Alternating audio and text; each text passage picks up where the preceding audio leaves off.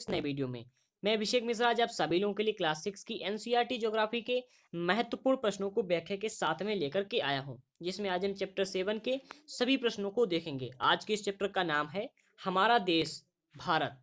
Okay, तो भारत के संदर्भ में कुछ ऐसे प्रश्न हैं जिनको हमें याद करना चाहिए, समझना चाहिए, आना चाहिए। ये सारे प्रश्न जैसे कि भारत का क्षेत्रफल कितना है, इसमें किस अक्षांश पर क्या आता है, कौन सी रेखाएं हमारे देश से गुजरी हैं। काफी सारे प्रश्न हैं, पूरे 13 प्रश्न हैं जहां तक। तो इन सभी प्रश्नों को देखिएगा, समझिएगा और साथ साथ याद भी करते हुए चलिएगा। और प्रत्येक चैप्टर की तरह इस चैप्टर में भी आप लोगों को मिलता है गिव अवे। जो भी व्यक्ति हमारे क्वेश्चन का आंसर देने से पहले क्वेश्चन का आंसर कमेंट बॉक्स में देगा, उसको इसका पीडीएफ फ्री में दिया जाएगा। जैसे चैप्टर 5 और 6 में किया गया था, ठीक उसी प्रकार से चैप्टर 7 में भी है। और जिन लोगों को क्लास 6 से लेकर के 12 तक के एनसीईआरटी के नोट्स चाहिए हैं, वो हमको व्हाट्सएप पर मैसेज करके नोट्स को ले सकते हैं। इसके लिए आपको पेमेंट करना होगा, तो जो लोग पेमेंट करके नोट्स लेना चाहते हैं सिर्फ वही लोग मैसेज करें। ओके, तो चलिए शुरू करते हैं। इससे पहले जिन लोगों ने चैप्टर 1 से लेकर के 6 तक के वीडियोस को नहीं देखा है, अवश्य देखें। सभी प्रश्न बहुत ही महत्वपूर्ण है और एनसीईआरटी हमारे प्रीलिम परीक्षा के लिए वैसे भी बहुत ही महत्वपूर्ण होती है। तो सबसे पहले प्रश्न से शुरुआत करते हैं। पहला प्रश्न दिया जा रहा है कि भारत का क्षेत्रफल कितने लाख वर्ग किलोमीटर है। आपको संकेत तो पहले ही मिल चुका है कि ये लाख वर्ग किलोमीटर में है। अब कितने लाख वर्ग किलोमीटर है, आप लोग इसका आंसर हमको दीजिएगा। ऑप्शन ए 32.8 लाख वर्ग किलोमीटर, ऑप्शन बी 31.8 लाख वर्ग किलोमीटर, ऑप्शन सी 33.8 लाख वर्ग किलोमीटर, ऑप्शन डी 32.1 दीजिएगा। चलिए आगे बढ़ते हैं और देखते हैं इसका आंसर क्या होगा। इसका ऑप्शन नंबर ए बिल्कुल करेक्ट होगा। ओके, अब इसको आप लोग समझ लीजिएगा व्याख्या के साथ में कि कहां से कहां तक है, ये भी समझिएगा। भारत का जो क्षेत्रफल है ये 32.8 लाख वर्ग किलोमीटर है। अब आप अगर इसको गूगल पर सर्च करेंगे, कहीं पर सर्च करेंगे, तो आपको इसमें कुछ 10-20 किलोमीटर इधर उधर का अंतर मिलेगा, लेकिन ये एनसीईआरटी में दिया गया था। आप लोगों का अगर ऑप्शन आता है तो आप लोग 32.8 लाख वर्ग किलोमीटर ही लिखिएगा। ओके, इसके बाद में आगे दिया जा रहा है कि उत्तर के कश्मीर से लेकर के, उत्तर अर्थात उत्तर में कश्मीर से लेकर के और दक्षिण में कन्याकुमारी तक अपने भारत देश का विस्तार है, जो कि कितना है, ये 3,200 किलोमीटर, अर्थात कश्मीर से लेकर के कन्याकुमारी यहाँ तक 3,200 किलोमीटर है। और पूर्व से लेकर के पूर्व में अरुणाचल प्रदेश से लेकर के और पश्चिम में कच्छ तक इसका जो विस्तार है ये पूरा है 2,900 किलोमीटर। ठीक है, 2,900 किलोमीटर। तो ये अपना विस्तार है। अब इसमें 3 प्रश्न बन सकते हैं कि एक जो ये वाला विस्तार, एक ये विस्तार और एक ये। मैंने तीनों प्रश्नों को एक ही प्रश्न में रख दिया है। तो चलिए आगे बढ़ते हैं और देखते हैं अगले प्रश्न को। तो क्वेश्चन नंबर 2 दिया जा रहा है कि भारत की मुख्य भूमि का विस्तार दक्षिण से उत्तर की ओर किन अक्षांशों के मध्य है। ऑप्शन ए 8 डिग्री 4 मिनट उत्तर से लेकर के 37 डिग्री 6 मिनट उत्तर, ऑप्शन बी 18 डिग्री 6 मिनट उत्तर से लेकर के 37 डिग्री 4 मिनट उत्तर। ठीक है, और इसके बाद में ऑप्शन सी 7 डिग्री और 2 मिनट उत्तर से लेकर के 27 डिग्री 8 मिनट उत्तर। इसके बाद में ऑप्शन डी है 16 डिग्री 6 मिनट से लेकर के और 45 डिग्री 5 मिनट उत्तर। ये सभी उत्तर में ही होंगे। ठीक है, ये सभी उत्तर में ही हैं। और आपको बताना है, अगर आपको ये डिग्री और मिनट समझ में नहीं आ रहा है तो इसके पीछे वाले वीडियोस को देखिएगा और इसकी समरी को समझिएगा। समरी में सारी आपको जानकारी मिल जाएगी कि डिग्री किसे कहते हैं, मिनट किसे कहते हैं। ठीक है, तो जल्दी से इसका आंसर भी हमको कमेंट बॉक्स में दीजिएगा। चलिए इसका आंसर हम आपको बताते हैं। आप लोग जब आंसर दिया करें तो वीडियो को पॉज कर लिया करें, रोक लिया करें। ओके, तो चलिए इसका आंसर होगा ऑप्शन ए। ऑप्शन ए बिल्कुल इसका बिल्कुल करेक्ट है। भारत जो है ये इसके उत्तरी गोलार्ध में स्थित है अपना। ठीक, अपना भारत उत्तरी गोलार्ध में स्थित है और दक्षिण से उत्तर की ओर भारत की जो मुख्य भूमि है इसका विस्तार है 8 डिग्री 4 मिनट उत्तर से लेकर के और 37 डिग्री 6 मिनट उत्तर में। अपना जो भारत है ये उत्तरी गोलार्ध में स्थित है, इसीलिए यहाँ पर दोनों में उत्तर उत्तर अक्षांश दिए गए हैं। उत्तरी अक्षांश में इसके बीच में है। ठीक है, तो चलिए आगे बढ़ते हैं और देखते हैं क्वेश्चन नंबर 3 को, तीसरा प्रश्न। तो तीसरा प्रश्न पूछा जा रहा है कि पश्चिम से लेकर के पूर्व तक भारत का विस्तार किन देशांतरों के बीच है। ऑप्शन ए 79 डिग्री और 7 मिनट पूर्व से लेकर के 93 डिग्री और 7 मिनट पूर्व, अर्थात 79 डिग्री 7 मिनट से पूर्व से लेकर के और 93 डिग्री 6 मिनट पूर्व। ठीक है, इसके बाद में ऑप्शन बी है कि 65 डिग्री 6 मिनट पूर्व से लेकर के और 77 डिग्री 4 मिनट पूर्व, ऑप्शन सी 68 डिग्री 7 मिनट पूर्व से लेकर के और 97 डिग्री और 25 मिनट पूर्व, ठीक है, ये ऑप्शन सी। और इसके बाद में ऑप्शन डी है कि 61 डिग्री और 6 मिनट पूर्व से लेकर के 88 डिग्री और 5 मिनट पूर्व। तो इन चारों में से कौन सा ऑप्शन सही होगा, जल्दी से हमको कमेंट बॉक्स में बताइएगा कि पश्चिम से लेकर के पूर्व तक जो भारत का विस्तार है वो किन देशांतरों के बीच है, ये देशांतर दिए गए हैं। चलिए इसका आंसर हम आपको बताते हैं। इसका ऑप्शन सी बिल्कुल करेक्ट होगा, अर्थात पश्चिम से लेकर के पूर्व तक भारत का जो विस्तार है ये 68 डिग्री 7 मिनट अर्थात 68 डिग्री 7 मिनट पूर्व से लेकर के और 97 डिग्री 25 मिनट अर्थात 97 डिग्री 25 मिनट पूर्व तक पूर्व देशांतर के बीच में है ये। ओके, चलिए इसके बाद में देखते हैं क्वेश्चन नंबर 4 को। ये भी बहुत ही महत्वपूर्ण प्रश्न है, सभी महत्वपूर्ण प्रश्न आप लोग देख रहे हैं। कर्क रेखा 23.5 डिग्री, ये 23.5 डिग्री है। ओके, 23.5 आप इसको कह सकते हैं 23 डिग्री और 30 मिनट उत्तर, ठीक है, जो कि ये उत्तर में हमारे भारत देश में स्थित है। ठीक है, अभी भारत के किन राज्यों से गुजरती है, ठीक है, ये आपको बताना है। इसके लिए यहाँ पर 3 राज्य दिए गए हैं, आंसर हम आपको बताते हैं। इसका ऑप्शन डी बिल्कुल करेक्ट होगा, अर्थात कर्क रेखा जो है ये हमारे देश के लगभग जो मध्य भाग से होकर गुजरती है और ये भारत देश के यह रेखा भारत के पूरे 8 राज्यों से होकर के गुजरती है, जो कि इस प्रकार से कौन कौन से, गुजरात है, राजस्थान है, मध्य प्रदेश है, छत्तीसगढ़ है, झारखंड है, पश्चिम बंगाल है, त्रिपुरा है और मिजोरम है। ये पूरे 8 राज्य हैं और इन 8 राज्यों से होकर के कर्क रेखा गुजरती है। बहुत ही महत्वपूर्ण प्रश्न है, नोट कर लीजिएगा, याद कर लीजिएगा, रट लीजिएगा, अवश्य आएगा प्रश्न ये। ओके, और ये प्रश्न जो है कई प्रकार से पूछा जा सकता है, लेकिन इससे बाहर नहीं होगा जो हम प्रश्न आप लोगों के लिए लेकर के आए हैं। ओके, तो चलिए आगे बढ़ते हैं, देखते हैं क्वेश्चन नंबर 5 को। 5वां प्रश्न पूछा जा रहा है कि भारत की स्थलीय सीमा किन देशों के साथ जुड़ी है। Option A Pakistan, option B Cheen, option C Bhutan, option D उपरोक्त सभी। तो जल्दी से इसका आंसर भी हमको कमेंट बॉक्स में दीजिएगा कि जो भारत की स्थलीय सीमा अर्थात जमीन है ये किस किस देश के साथ में जुड़ी हुई है। चलिए इसका आंसर हम आपको देते हैं। इसका ऑप्शन डी बिल्कुल करेक्ट है, अर्थात अपने भारत देश जो है इसकी जो स्थलीय सीमा इन तीनों राज्यों से जुड़ी हुई है।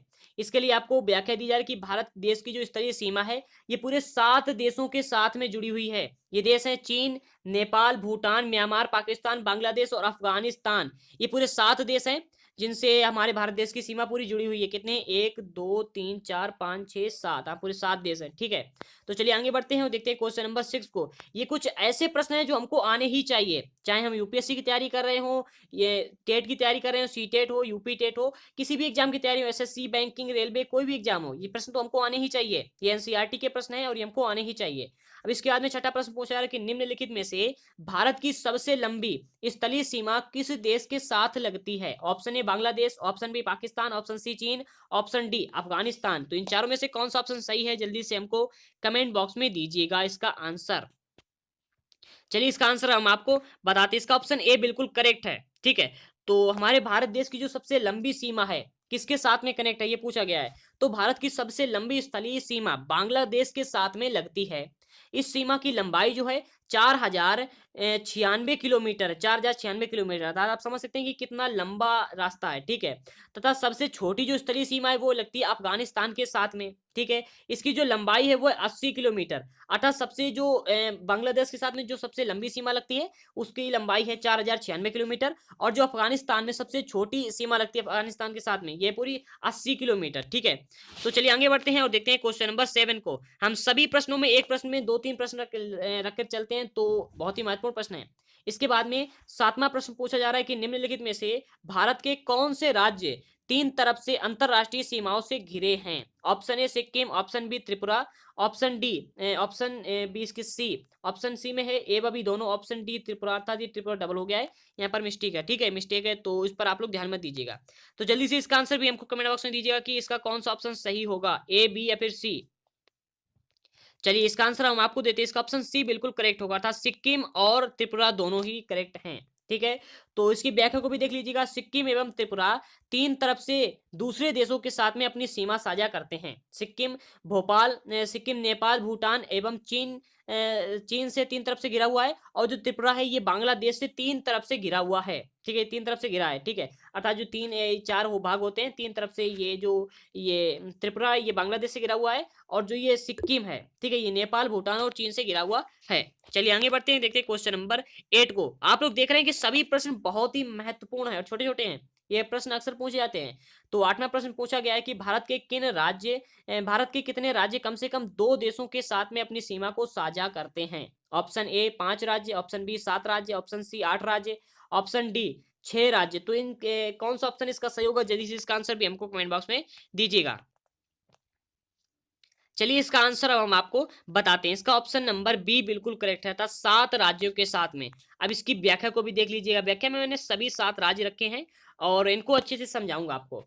तो जम्मू कश्मीर और जम्मू और कश्मीर ये पाकिस्तान, चीन और अफगानिस्तान के साथ में इसकी सीमा कनेक्ट होती है। इसके बाद में उत्तराखंड, इसके साथ में नेपाल और चीन की सीमा कनेक्ट होती है। इसके बाद में सिक्किम, जो कि नेपाल, भूटान और चीन के साथ में इसकी सीमा जुड़ती है, लगी हुई है। इसके बाद में अरुणाचल प्रदेश है, जो कि चीन, भूटान और म्यांमार के साथ में इसकी सीमा जुड़ी हुई है। इसके बाद में मिलता है असम, तो असम के साथ में भूटान और बांग्लादेश की सीमा जुड़ी हुई है। इसके बाद में मिलता है पश्चिम बंगाल। पश्चिम बंगाल में आपको बांग्लादेश और भूटान और नेपाल, इन तीनों देशों की जो सीमा है पश्चिम बंगाल से जुड़ी हुई है। इसके बाद में मिलता है मिजोरम। मिजोरम के साथ में बांग्लादेश और म्यांमार की सीमा जुड़ी हुई है।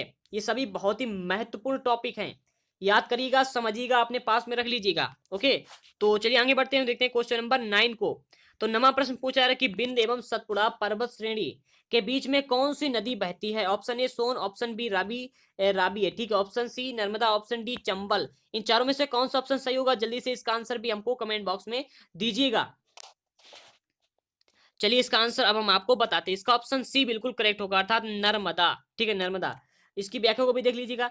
नर्मदा नदी उत्तर में बिंद पर्वत श्रेणी तथा दक्षिण में सतपुड़ा पर्वत श्रेणी है, ठीक है। इसके जो उत्तर में वो है बिंद पर्वत श्रेणी है और दक्षिण में है सतपुड़ा, ठीक है। अर्थात नर्मदा जो है ये बिंद और सतपुड़ा पर्वतों के बीच से होकर के बहती है, ठीक है। इसके बाद में देखते हैं क्वेश्चन नंबर 10 को। 10वां प्रश्न ये भी बहुत ही महत्वपूर्ण है और सभी प्रश्न महत्वपूर्ण है, आप लोग देख रहे हैं।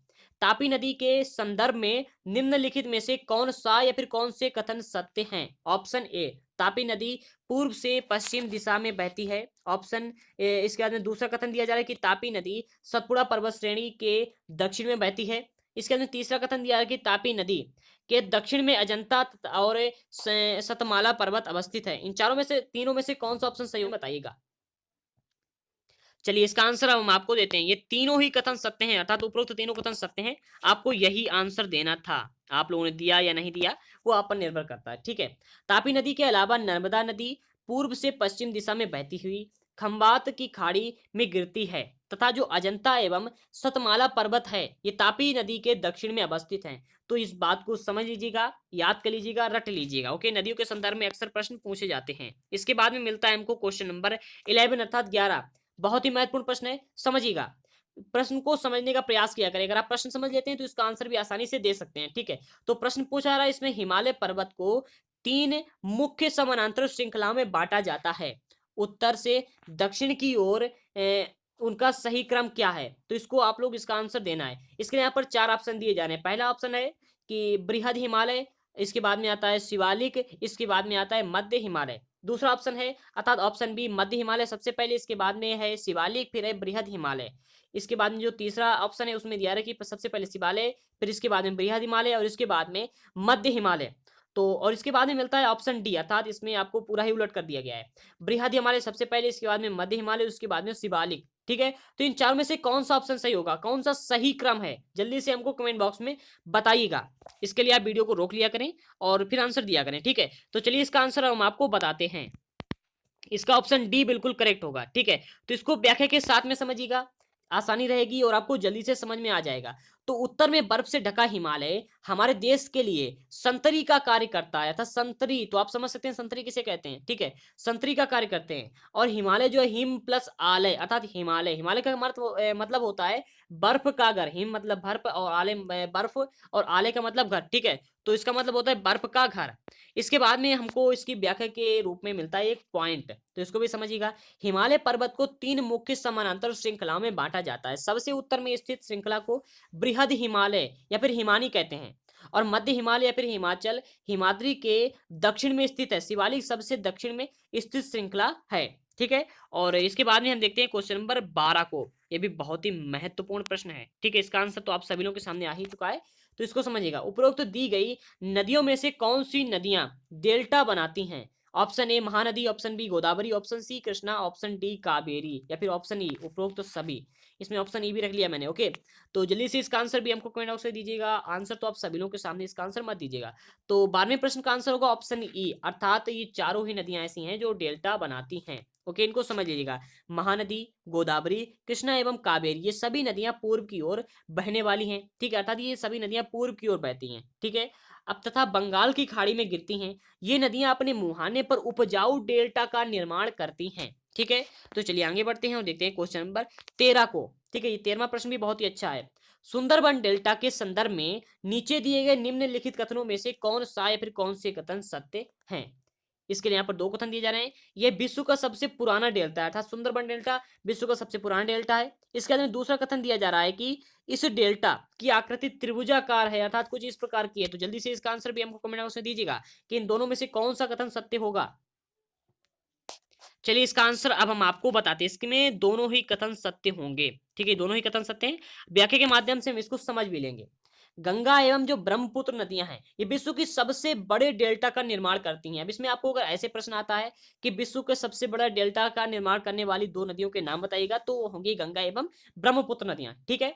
अब जिसे क्या कहा जाता है, सुंदरबन डेल्टा कहा जाता है। जो गंगा और ब्रह्मपुत्र नदियां तो हैं, ये जिस डेल्टा का निर्माण करती हैं उसे कहा जाता है सुंदरबन डेल्टा। अब इस डेल्टा की आकृति जो होती है वो होती है त्रिभुजाकार, कुछ इस प्रकार की, ठीक है। इसकी आकृति त्रिभुजाकार होती है और ये डेल्टा स्थल का वह भाग होता है, जो डेल्टा होता है ये स्थल का वह भाग होता है जो कि नदी के मुहाने पर बनता है और जहां से नदियां समुद्र में प्रवेश करती हैं उस जगह को नदी का मुहाना कहा जाता है, ठीक है।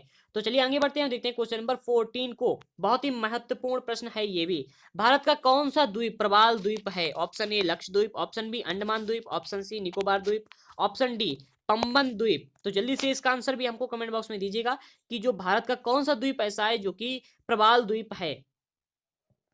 चलिए इसका आंसर अब हम आपको बताते हैं। इसका आंसर होगा ऑप्शन ए अर्थात लक्षद्वीप। और इसी के साथ में हम इसकी व्याख्या को भी देखेंगे। भारत में दो द्वीप समूह हैं, ठीक है, भारत में दो द्वीप समूह हैं। पहला है अंडमान और निकोबार और दूसरा पहला है अंडमान निकोबार और दूसरा है लक्षद्वीप। इसमें जो लक्षद्वीप है ये द्वीप समूह अरब सागर में स्थित है, ठीक है। ये केरल के तट से कुछ दूर स्थित प्रवाल द्वीप है, ठीक है। अब इसके बाद में अंडमान एवं निकोबार द्वीप समूह जो है ये भारत के दक्षिण पूर्व दिशा में बंगाल की खाड़ी में